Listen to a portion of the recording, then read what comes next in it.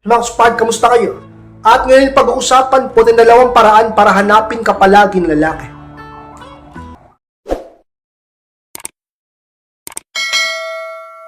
At kung handa, nakinatmasya na po tayo. At muli, P-Spa.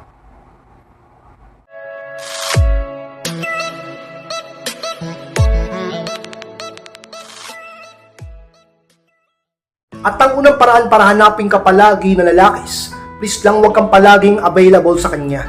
Yan ang unang paraan kay Inspired upang hanapin ka palaging lalaki. Alam niyo mga Inspired, napakamakapangyarihan ng bagay na yan.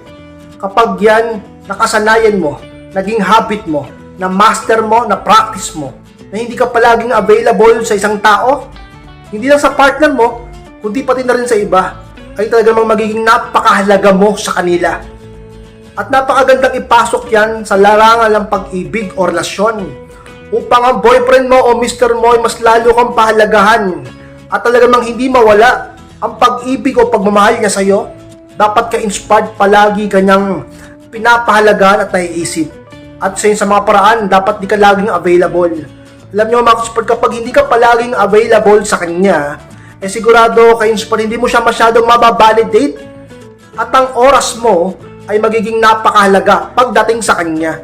Hindi mo gagawing napaka-easy o cheap ang oras mo sapagkat hindi mo ito laging binibigay sa kanya. Hindi ka laging nagpaparamdam, hindi ka laging nagme-message, hindi ka mabilis mag-reply, at hindi ka atat at naghahabol sa kanya. Hayaan mo siyang maghintay, mag-isip at mag-effort sa iyo upang ang lalaki ay talagang ka-inspired, tumaas ng tumaas ang pagmamahal sa iyo. Ganyan yan, palagi kanyang hahanapin pagka ganyan ka-inspired. Huwag kang laging available. Ang problema kasi sa iyo, o ang problema kasi sa iba sa inyo, hindi makatiis na na laging magparamdam. Hindi makatiis na na laging unang mag-message. Hindi makatiis na talaga namang ka-inspired na laging maging available. Ang dahilan ng iba, iba-ibang dahilan eh. Ang dahilan ng iba, kasi ka-inspired baka magtampo eh. Kasi ka-inspired baka mag-isip lang kung ano-ano eh. Kasi ka-inspired, baka isipin niya, hindi ko na siya mahal eh.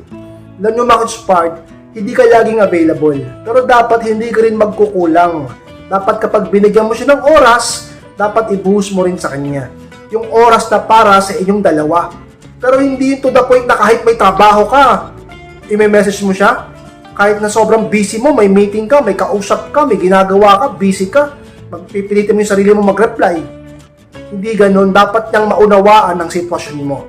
Dapat niyang tanggapin kung sino ka. Dapat niyang malaman na may silbi ka sa lipunan sa ekonomiya.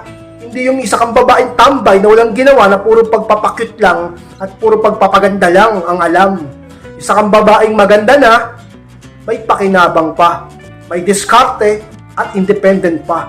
Hindi umaasa lang sa kanya at may sariling pinagkakitaan at hindi puro pag-ibig. Ganyan yung ka-inspired, huwag kang laging available. Magpaka-busy ka. Pero huwag ka din magkukulang. Dapat nagbibigay ka rin ng oras o sapat na oras sa kanya. Para huwag sobra. Huwag kang laging available. Huwag i-boost lahat sa kanya upang siya ay hindi pagsawa sa'yo. Pagsasawaan ka niyan. Bababa ang halaga mo dyan sapagkat bawat oras at bawat sandali at bawat pagkakataon na nagbibigay ka sa kanya ng sobrang panahon at sobrang oras, binabalidate mo ang ego niya. Binabalidate mo lalaking yan. Pinapalaki mo at inispoil mo ang utak niyan ka-inspired. Isipin niya sobrang mahal na mahal mo siya. Isipin niya sobrang napaka-importante niya. Isipin niya sobrang pogi niya. Isipin niya hindi mo siya kayang matiis. Paano kanya hanap-hanapin pagka ganyan ka? Pagka ganun ang ginagawa mong diskarte? Huwag kang laging available. Alam ko mahal mo siya. Alam ko gusto mo palagi kayong mag-usap. Alam ko gusto mo, palagi kayong nakikita, magkasama. Pero hindi dapat laging ganon. Matuto kang magpigil sa sarili mo. Matuto kang mag-control sa sarili mo. Matuto kang mag-schedule lang para sa inyo. May tamang oras para sa landian. May tamang oras para sa lambingan. May tamang oras para sa pag-ibig. Huwag mong hayaan ka-inspired na hirap ka na sa trabaho mo. Sobrang busy mo na nga, pipilitin mo pa ang sarili mo na makipagkwentuhan o makipag-usap o makipag-away sa kanya. Huwag kang laging available upang ka-inspired na maging napakahalaga mo. Hanap-hanapin ka niya, tinan mo. kapag di ka laging available, kapag ka hindi mo binubuhusan lahat ng pagmamahal at oras mo sa kanya, ang lalaki niya napakalambing sa'yo, napaka-sweet sa'yo, ibibigay ang lahat sa'yo, sapagkat naging napakahalaga mo sa mga panahong hinahanap-hanap kanya at hindi ka available sa kanya. Mamimiss ka niya, masasabik yan sa'yo, magiging sobrang excited sa'yo, at magiging napakahalaga mo, at magiging napakasaya mo, pagka talaga namang nagkaroon kayo ng oras sa isa't isa. Sa isa mga sikreto ka-inspired upang lalaki ay talagang palaging hanapin. Sa isa mga paraan, matinding paraan, pakiusap ko sa iyo, huwag kang laging available, ka-inspired. At ang panong paraan mga ka-inspired para hanapin ka na lalakis, mag-self-improve ng todo at consistent. Yan palawa ka-inspired. Mag-self-improve ka ng todo. Hindi yung pwede kung kailan ka lang sipagin. Hindi yung kung kailan ka lang ganahan. Hindi yung kung kailan ka lang may kasama. Hindi kung kailan ka lang, sabi natin, nasa mood. Dapat araw-araw. Nag-self-improve ka. Nagpapaganda ka. Nag-aayos ka. Nagpapasexy ka. Nagpapaganda ka ng katawan mo. Inaayos mo yung forma mo, yung amoy mo, yung personality mo, yung knowledge mo, yung buhay mo, yung status mo. Magpaka-high value ka. Mag-self-improve ka ng todo at consistent. Ang sa mga pinakasikreto sa mundo, yung pagiging consistent. Hindi yung kung kailan mo lang. Napakahalaga ng disiplina. Tinatawag na disiplina pagdating sa salitang self-improvement. Hindi ka mag-i-improve kung wala kang disiplina. Kung tatamad-tamad ka. Kung kailan ka lang ganado. Kung kailan ka lang nasa kondisyon. Kailangan mag-self-improve ka. Pag naging habit mo yan, talaga naman, mas lalo ka magiging kakit-akit at high value. Dahilan kung bakit ang lalaking yan ay palagi kang hanap-hanapin. Paano kanya hanap-hanapin kung hindi ka nag-i-improve? Paano kanya hanap-hanapin palagi? Paano yung mababalo sa'yo kung hindi mo tinutulungan ang sarili mo na mag-improve? Na magdagdag ng value? Ganyan yan eh. Doon lang tayo sa practical. Doon lang tayo sa realidad. Ikaw ba? Diba? Ikaw ba? Nakikita mo yung asawa mo, yung boyfriend mo, na wala lang ginawa kundi maglaro ng ML. Wala lang ginawa kundi tumambay. Wala lang ginawa ka-inspired na maging tamad. Oo, mahal mo siya. Pero hindi siya nag-i-improve. Hanap-hanapin mo ba yung ganun? Bakit awayin mo pa yun? Hindi siya nag-i-improve. Sapat na siya sa buhay na meron kayo. Wala siyang ambisyon. Hindi magpagupit, mag-ahit ang bigote, hindi niya magawa. Tulad ko, di na ako nakapag-ahit ang bigote para sa inyo. Ganun yung ka-inspired. Diba? Kailangan, maging consistent ka sa pag-improve ng sarili mo.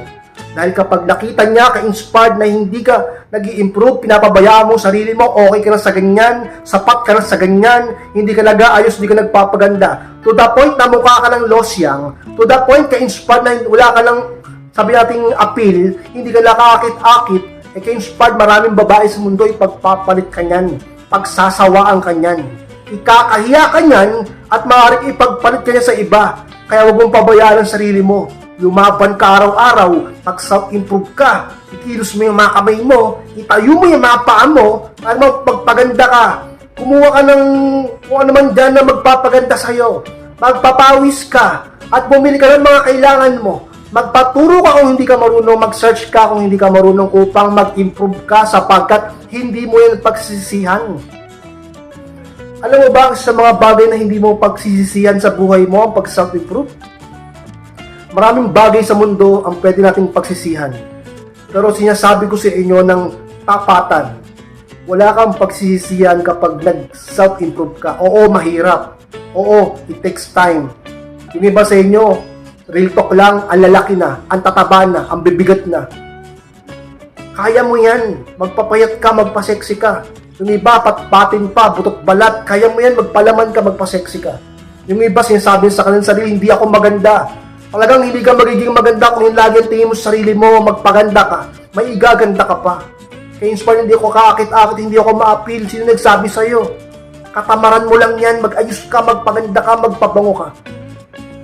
Ayusin mo ang buhay mo, pataasin yung status nyo, pagandahin yung personality nyo, kumita kayo na maganda, huwag kayong umasa sa laki, maging independent kayo.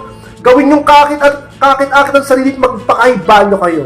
Maging consistent kayo sa pag-self-improve ng todo. At ngiti ako sa inyong lahat ng lalaking yan ay talagang mas lalong mababalo sa'yo. Kung sino man yan na partner mo, ay lagi kang hahanapin kay Inspire. Kay Inspire, maraming salamat po sa pagtapos ng vlog nito. Gusto pong kalimutan na mag-like, comment, and pakishare na rin po ng video nito upang makatulong din po tayo sa iba. At sa mga hindi pa po nakaklik ng subscribe, click nyo po subscribe mga ka-Spark, click nyo po yung notification bell upang ma-notify kayo pag may bago pong i-upload na video. Sa mga gusto pong magpa-coaching o humingi ng payo, message lang po ako sa akin Facebook, ayun yung FB ko, profile picture ko, paki-message lang po ako mismo magre-reply at mag-chat sa inyo. Maraming salamat mga ka-Spark, mag-ingat kayong lahat. Mahal ko po kayo at muli, be inspired!